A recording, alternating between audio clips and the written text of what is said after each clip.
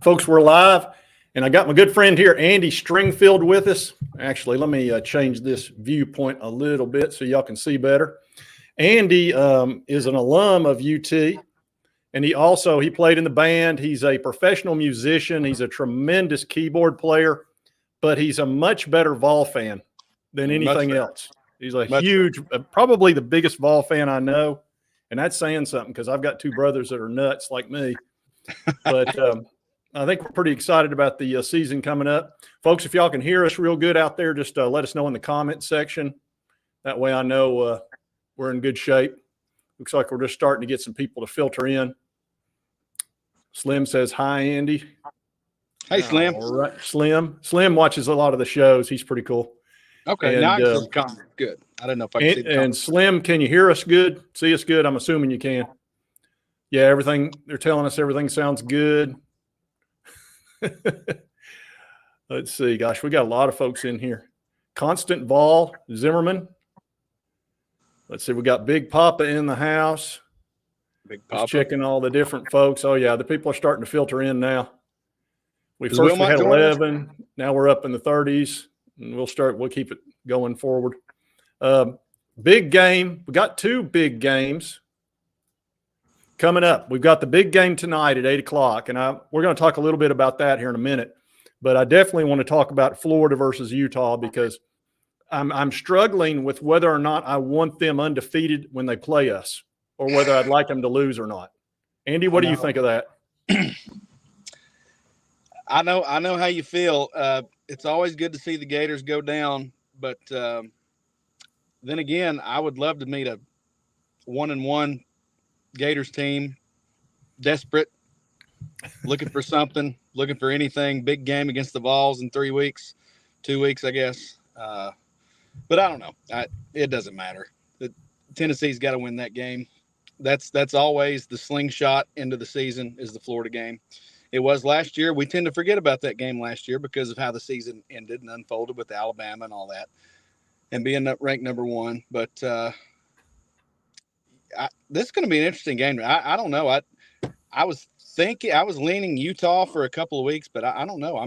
I've got a feeling Florida, and Florida's got a weird kind of luck about them, and their luck. I think Florida could very well win this game tonight. Yeah, I'm sorry. Utah was favored by 9 at one point, and then we found out Cam Rising, who is their quarterback, is not going to play. And so they're going to be down. They're down to their third string quarterback. Utah is. Yeah. Bryson Barnes. Bryson Barnes is their backup to their backup. We might see a guy by the name of Nate Johnson, who's a big time dual threat guy, but he's real young and a kid.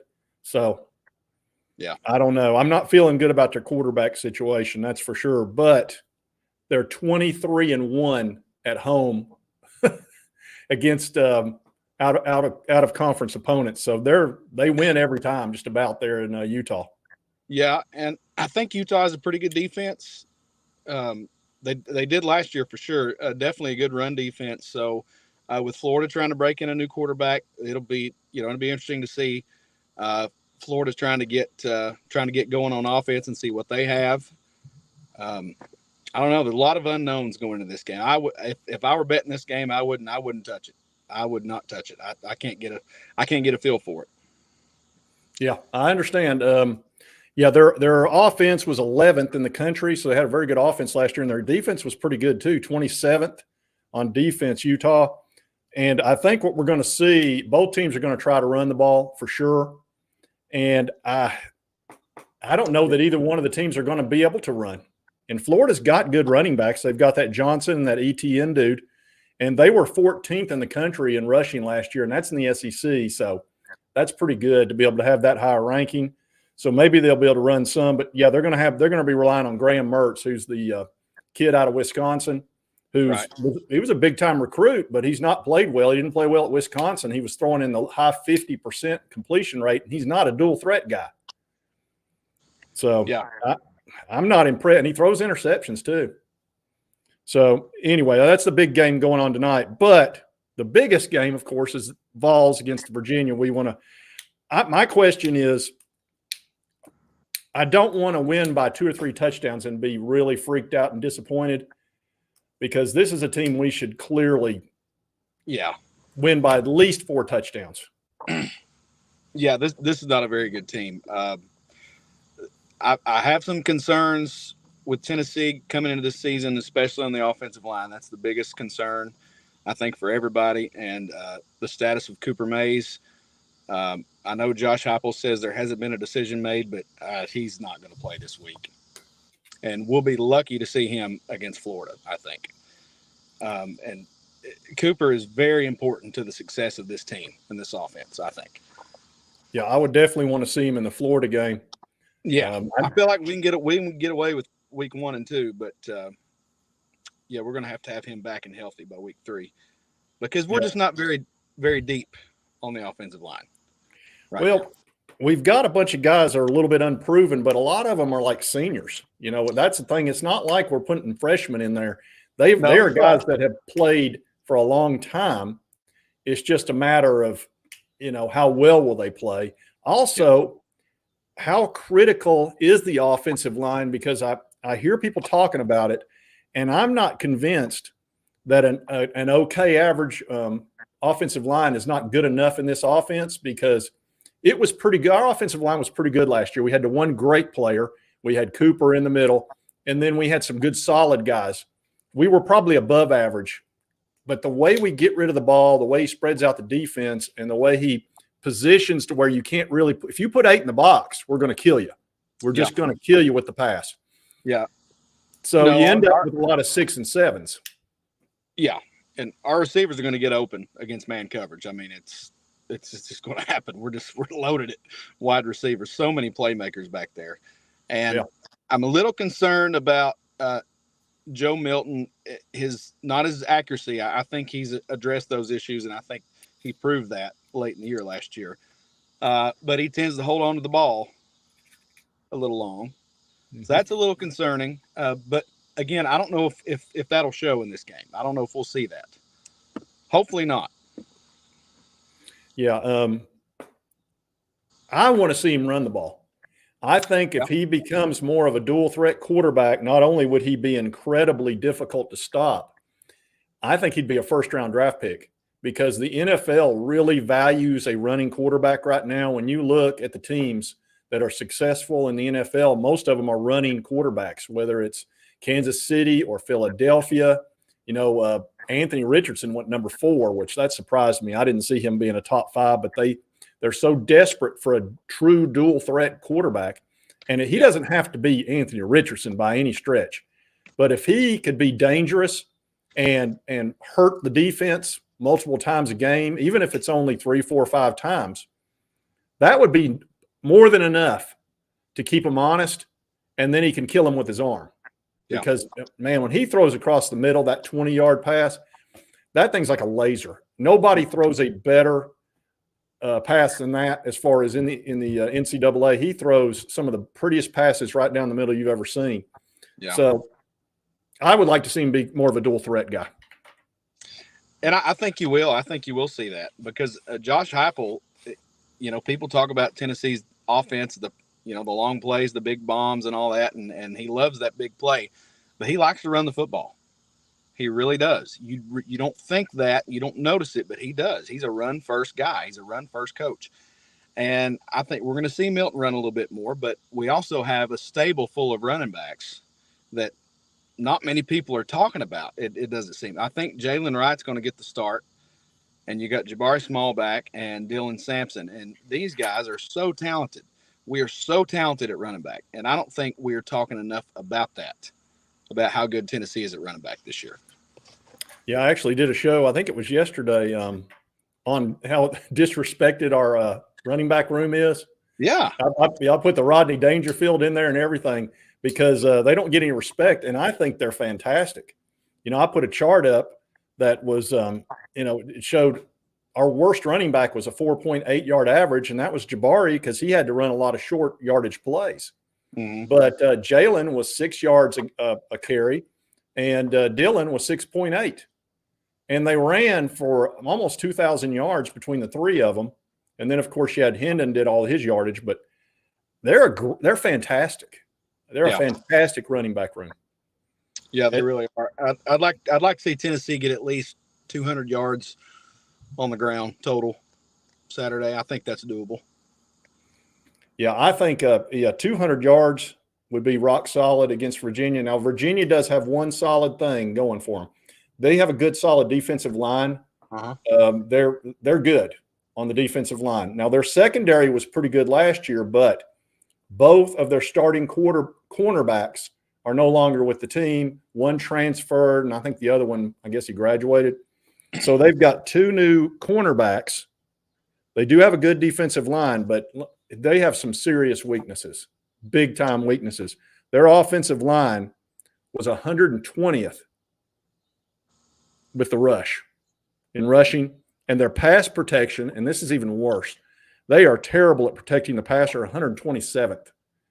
And they lost some players too. I mean, they've got some new guys in there that transferred that are immediately starters, and I'm going, that's not going to be good because first of all, we're good against the run.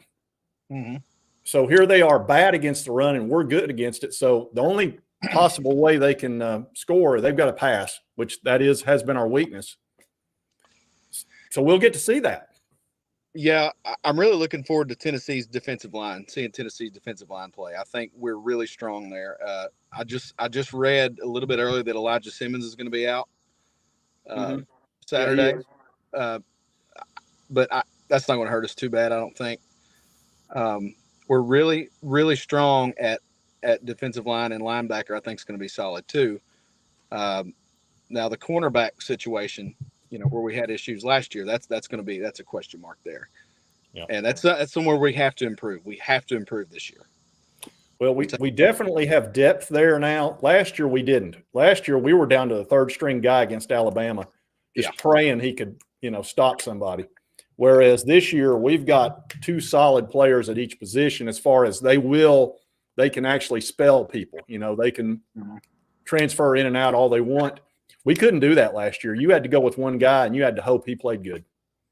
So I expect us to be much better back there because, first of all, you can't be much worse than we were. I think we were almost dead last in the NCAA. So we're going to see that. That's all they can do. That's all Virginia's going to be able to do is throw the ball against us, I think. So we're going to find out a lot right there, whether or not our defense has improved. Mm-hmm. I'm not concerned about them running the ball against us. I just don't see it happening. They don't have the blockers for it, and our defensive line is just too strong. I think we're also going to probably see David Hobbs play some, and definitely Omar Norman Lott, that transfer in from Arizona. Yes. He's a big dude. He is a big dude. I'm pretty excited about him. So we'll know. Go ahead. I don't think Virginia has much offensively. I really don't. I don't think they have much to offer. And this could get ugly quick. That's what it feels like. You hate to get too, ahead of yourself, but it feels like it could just be a butt whooping. Well, that's not like us to overreact. No. We wouldn't do that. We call it like it is. They do have a quarterback by the name of Musket. He's got a great name. Yep. And he came from a very prominent, known for putting out big-time talent, Monmouth. Nobody knows where that is. Do you know where Monmouth is? I was going to Google it, and I thought, somebody's going to know. I want somebody to know where that is without Googling it. No idea. Is there anybody out there watching that knows where Monmouth is without Googling it? Don't cheat. I've literally not found a single person that knows where that is or even what state it's in. And like I said, I could Google it in 2 seconds. I don't want to. I want to know that somebody out there knows. So far, nobody has commented. And we got, 140 people in here right now. So somebody out of that will know. Somebody's going to Google it. Absolutely. Well, they probably will. If they don't answer, I'm going to Google it as soon as we get off. TriStar says New Jersey, and I've seen I've seen TriStar. He's a YouTuber, and I have seen him on several different shows that he pops in and out of. I do believe. Seems like he gets on with the Clemson guy and Jackpot from time to time. and he's usually driving a truck. Don't you drive a truck, TriStar? Seems like you're always in a truck heading somewhere, and he would, he's somebody that would definitely know where Monmouth is because he's always on the road. Yeah. Let's see. TriStar, he says we need to do some content. I'll have to have you on, TriStar. Have to do something. Let's see here. Oh, he said yes. Yeah. I'm pretty sure he drives a truck. That's probably good money these days, driving. Let's see. And I'm the one that coined mimic the gimmick. Mimic. Oh, okay. That's right. I did a show called Mimic the Gimmick. All right. So anyway, oh, by the way, gosh, I play golf with Andy. We have that 9-hole scramble, and we actually tied for first last night. We shot 9 under for 9 holes, and that's like the best score we've ever played. I think we've done it one other time. We got beat in a scorecard playoff though and finished second, but it was fun. I don't guess they're doing that anymore now, are they? Is that pretty much it? Or are they still going to try to? Well, unless some of the members come up with an unofficial one, but gotcha. Yeah, that was a fun end of the season. That was a very eventful 9 under that we shot last night. Oh yeah. A lot of fireworks. Yeah, I got real lucky. I had a shot go in, and I do a little bragging here. I knocked one in for an eagle on a par 4. It was about 60, 70-yard shot, and it went in the hole. And then on our last hole, we had another. We were playing a couple of short par 4s, and Andy stuck one in there. What were you, maybe a foot on a 70-yard shot?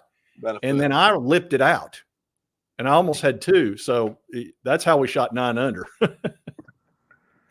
Andy will make a putt or 2 on you too. He's a good putter.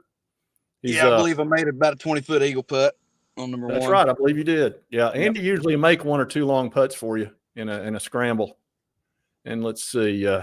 So we've got 2 bit. I don't feel like the season's going to start till 8 o'clock tonight. I don't really feel like that first week was jack squat, to be honest with you. There wasn't a single good game that I even cared about. The Vandy Hawaii game actually turned out to be a good game. It did, didn't it? Yeah, they tried to come back on them. Yeah. Other than the fact that it was Vandy and Hawaii. Mm-hmm. Yep. How did Vandy beat Florida and Kentucky last year? I forgot all about that. I don't know, because when Tennessee played them, what was it, 56-0? It was. They didn't even show up. They were terrible. And everybody thought that they might be able to give us a game because they were coming off those 2 victories. Two big. I mean, those are big victories for them. I mean, it's not like they beat Little Sisters of the Poor, Florida, and Kentucky. We were coming off the South Carolina loss as well. I think our defense was very angry. Yeah. At that point, I think they were very freaked out, and they came out there with their hair on fire because everybody was blaming them for that loss, which was 100% on them. And they just showed up and said, we are not going to let Vanderbilt score a single solitary point against us. And they didn't. I mean, they wore them out. And then they played well against Clemson. And now they've got some depth. I'm wondering, and they've been hearing all off season, they're the problem. They're the problem. So they may show up again with their hair on fire in Nashville and just that would be fall out. fine with me. I wouldn't be surprised. Nope. I mean, that's hard to listen to that all off season that you were the problem. Yeah. And they're having to compete. Those positions aren't in their hands anymore. Last year, if you were a starter on defense in the backfield, you had it. They didn't have to worry about it because they wouldn't have anybody else that could take you out. Right. That's not the case. We had 3 freshmen come in that are 4 stars, depending on the service that you go into. And then also Gabe Judy Lolly. So there's 4 guys that'll push. Yes. I'm wondering, you think Lolly will play? I mean, as far as starting, you think he'll be one of the starters? Starting? No, I don't think so. I think you'll see some playing time. Yeah. Okay. You may be right about that. I've not heard a ton other than he's just a real good, solid player. Now, everybody's excited about Peely. Yes. And I think we're going to see a lot out of him. They say that he's on the 2nd year of that ACL, and that's normally when a guy really starts playing well is they get that 2nd year. They seem to really kind of, find their footing, so to speak, when that ACL kind of recovers. Right. So Let's see. What else do we need to discuss? Well, we could go down the chart here. I actually got a chart for us. Do you have a Butch Jones chart there in front of you? No, an organizational chart. Yeah. What you're talking about? No, I do not have a Butch Jones chart, but I do have Thank something God. else where we can go down this depth chart pretty good. Okay. And discuss that a little bit. And let's see, that's right there. And we know Joe Milton, obviously. We're going to get to see a lot out of him. I want to see Nico in the third quarter. I think we'll see Nico pretty soon. Doesn't everybody want to see that in some real live action? Yeah, I think we'll see Nico. I think we'll see a lot of Nico, actually. I do too. And then I want to see some Gaston Moore as well, for the simple fact that he balled out in that spring game. Mm-hmm. And I thought he looked fantastic personally. He did. I was really, I quit all about the third string quarterback that we needed to go to the transfer portal and bring somebody in. I mean, I was done with that.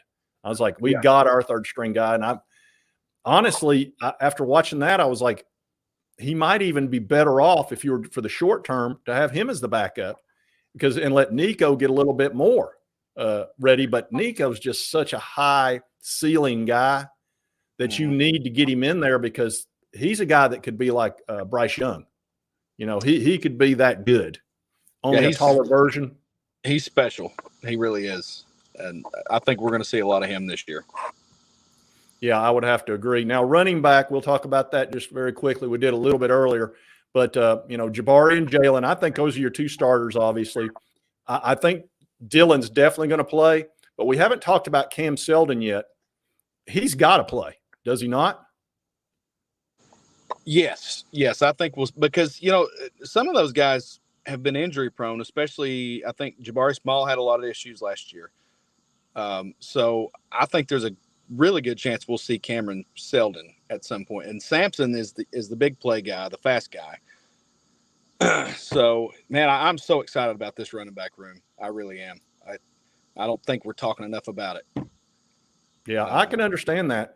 Cam Seldon looks great. And, another guy we've not talked about, and I actually when I did that video, I forgot to tell everybody it was Khalif Keith. I showed highlights of him. That guy's 230 pounds and will just knock your head off. Mm-hmm. If you've seen his highlights in high school, it looked like it was ridiculous. I mean, he was just knocking guys over like pins at a bowling alley, and they couldn't even smell knocking him down. So we may see him on short yardage. It's hard to say. Of course, Cam Seldon's 220 pounds and runs a sub 4.40. So it's hard to say. Yeah. Let's see. Let's go down to wide receiver. We'll talk about that for a minute. One thing that I haven't heard a lot of people talk about, they start out with Brew McCoy and then his backup, Chaz Nimrod. I've not seen enough of Chaz Nimrod to say, but I'm hearing good things about him. Have you heard anything about him? They have mentioned his name a lot at press conferences and talk shows. But we're so deep at receiver, and they like to spread it around. They like to play a lot of guys and spread the ball around. So, I've heard good things about Nimrod, and especially Dante Thornton. I'm hearing his name a whole lot. Yeah. It's either going to be Squirrel. I guess they're talking about the slot there. And I'd like to see both those guys on the field at the same time, because I don't think a defense can handle them. I think a brawler like Brew McCoy, then you've got those two speedsters that are mismatch nightmares. Then you bring in the Ramel Keaton, who is Mr. Everything. That guy doesn't get near enough acclaim for how he plays. I mean, he had the biggest play in the Florida game. That catch on that third down was so big. That drive alone, that catch and that drive turned the whole game around and set the tone for the whole season.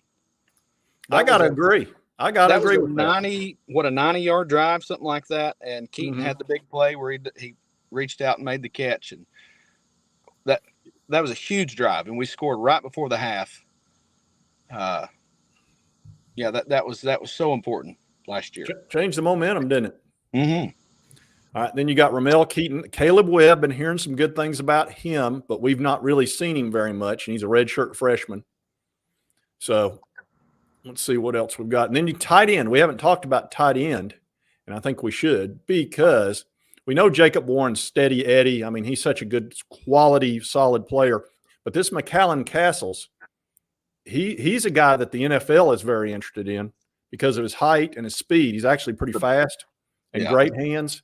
So I think we're going to see quite a bit of him in the game, along with, what's the guy's name? The freshman who's so good. He got hurt a little bit in the spring game.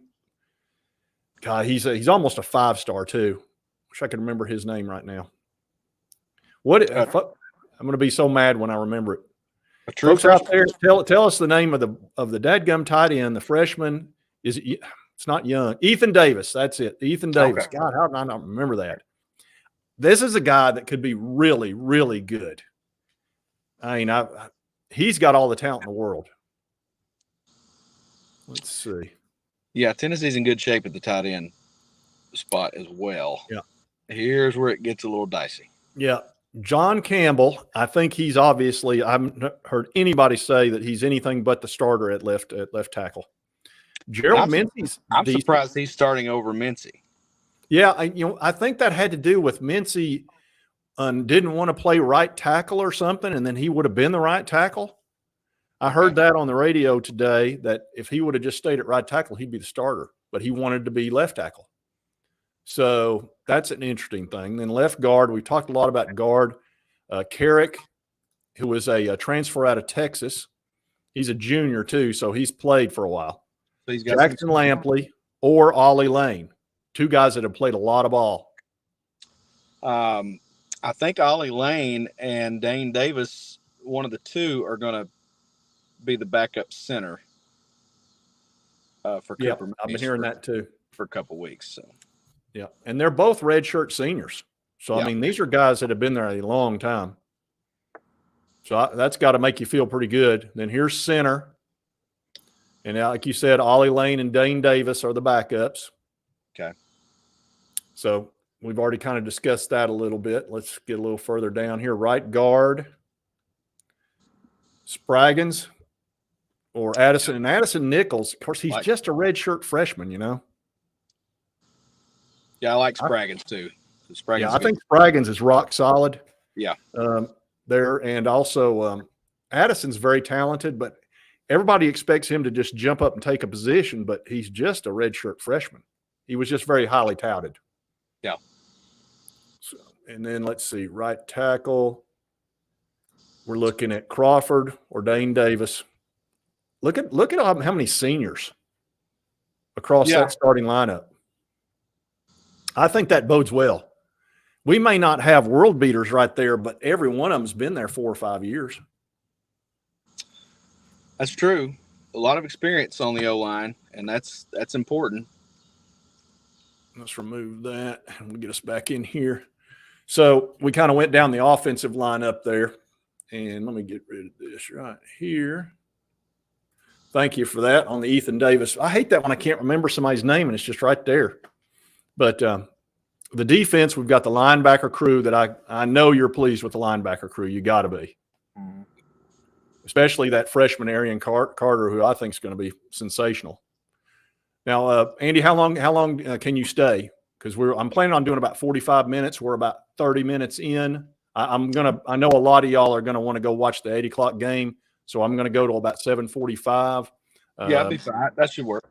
You're good? Okay. Yeah. I know you had talked a little bit about Wilmot? that.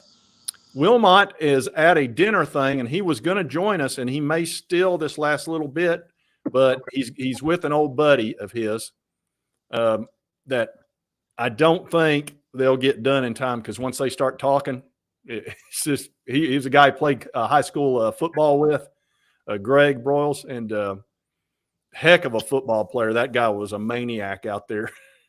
And they were such good. This is a great little story. They were great friends, and somebody cheap shotted Chilmont, and Greg almost destroyed the guy. He went out there, and I mean, he's like, it was 37 or whatever the guy's number was. And Wilmot said, yeah, that's the dude. And I mean, Greg knocked his head off. I mean, it was brutal. You didn't mess with his buddy, man. I'm telling you, Greg he was one of the most aggressive football players I'd ever seen. And he wound up playing rugby after high school. And just one of those, anybody that plays rugby knows those guys are they're on a different level of aggression. Oh yeah. So anyway, so we may see Wilmot for a few minutes, but I kind of doubt it. Let's see. Has anybody got any questions on here that I have missed? I'm super excited to see what happens with the defense. Man, I'm telling you, that linebacker crew, I'm very excited about that, between Peely, Arian Carter, Aaron Beasley, and just those three alone are the guys I want to see the most. And we've got more besides that. Especially Beasley after coming off that performance in the Orange Bowl last year, where he was all over the field. Gosh, didn't he play a great game? Oh, yeah. It's Big Vol Daddy. What's up, Big Vol Daddy? I just did a show with him a few days ago. Yeah, that'll be something else to see that linebacker play. Beasley he really deserved to be MVP, but dadgum Joe just played so well. Yeah. And so solidly, 3 touchdowns, 0 interceptions, threw for 67%. That changed everybody's attitude about him, because there were so many people on the fence or a little bit against him. Me being one of them, I was on the fence. And then I saw that and I went, well, I'm going to have to give this guy, a lot of credit, because he was under tremendous pressure in that game. I mean, just massive. And you could feel it too.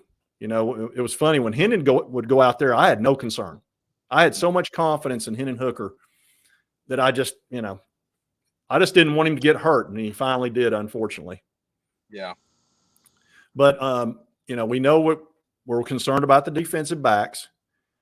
That's about all I'm concerned about on defense. Yeah, what do you think? I feel pretty good at safety. I think we're solid at safety. I don't think we're great or anything, but I think we're pretty solid there. Yeah. Defensive line, I feel great about. That's going to be one of the strongest positions on the team.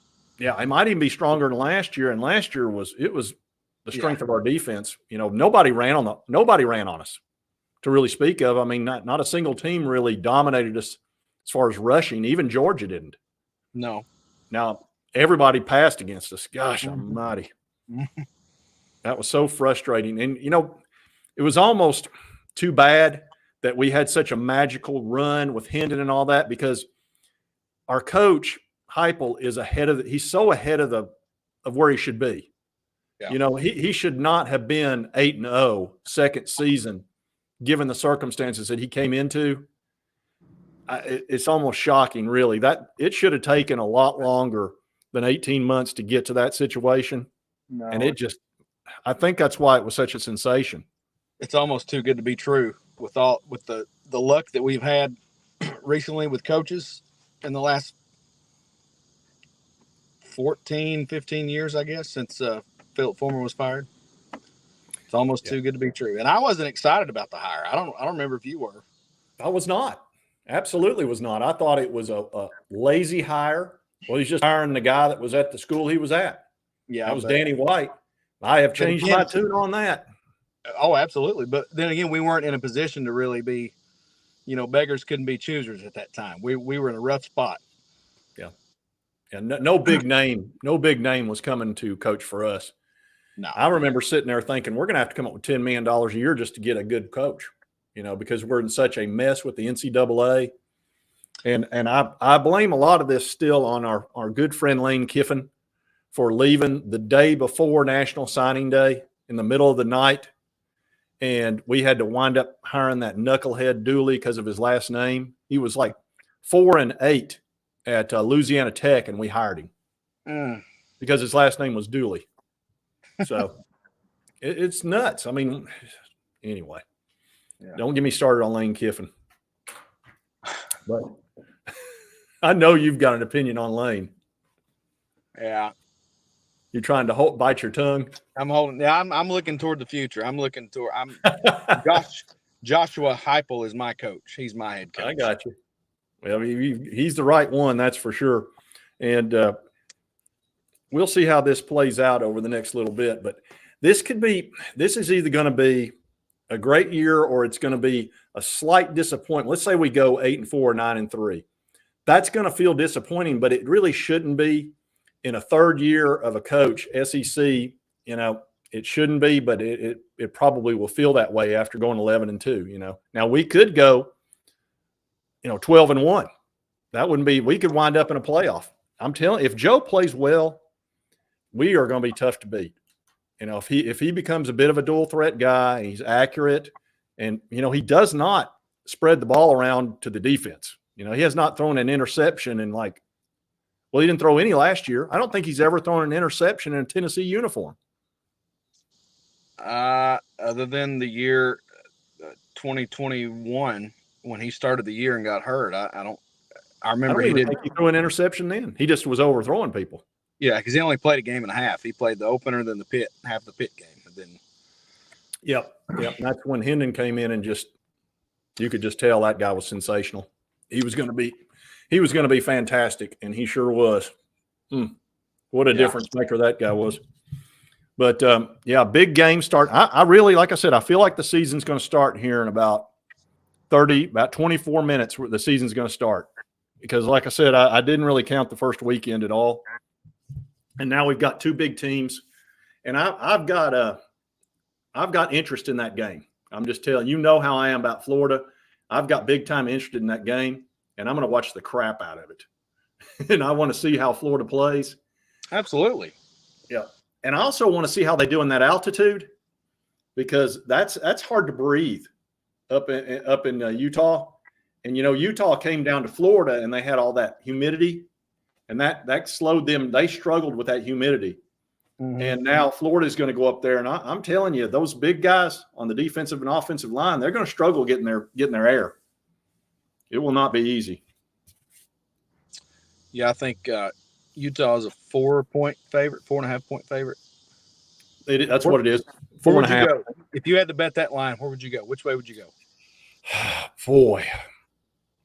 Them not having their quarterback, and they're down to their third string quarterback, I would probably take the points. Yeah, I would. And part of me wants Florida to lose, of course, but part of me wants them to win so they'll be undefeated when we face them, and that will make that game even that much more electric. Now, either way, the swamp is going to explode at 7 o'clock on Saturday night when we're there. It's going to be as bad as Neyland was with Alabama or Florida. It's going to be crazy. I've been to the swamp. It's overrated. Oh. Let's see if there are any Florida fans out there watching right now, there will be a comment. I can 100% promise you that.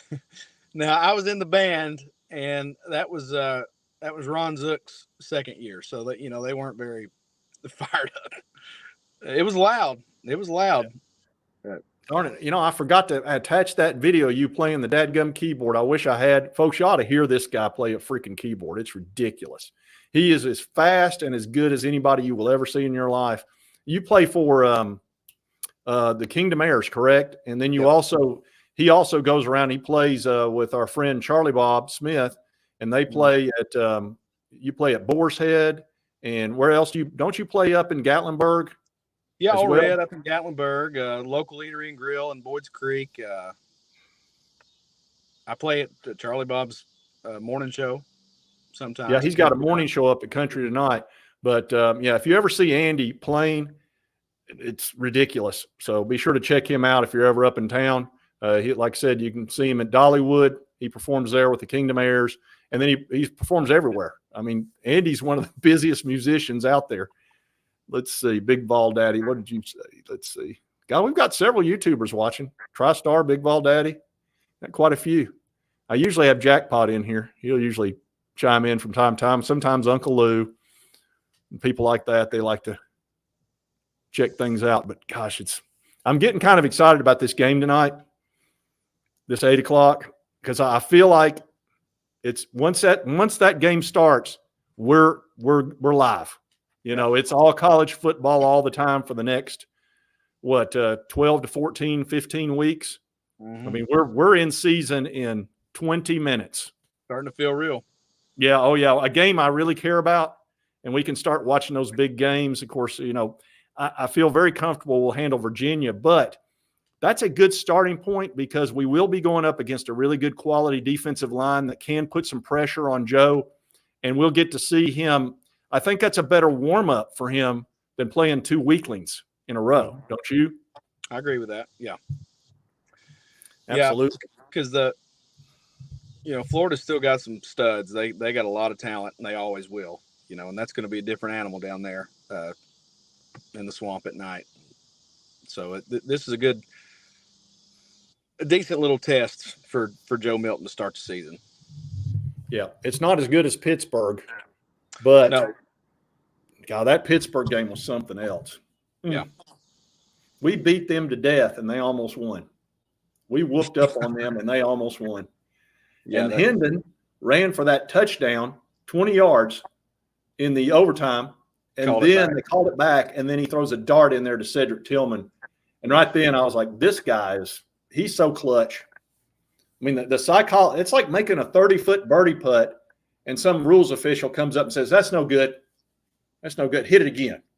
And he knocks it in again. He knocks it in again. You know how clutch that is to make 2 30-footers in a row? How do I do it? How do I do it? It's awesome. Man, you got to love it. So anyway, gosh, we're going to be going about 4 or 5 more minutes here and we'll be done. But God, I can't wait for that game. I'm getting excited. I feel it.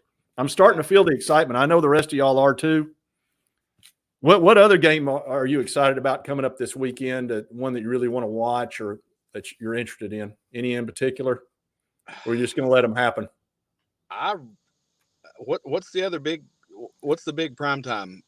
I've been so focused on these 2 games.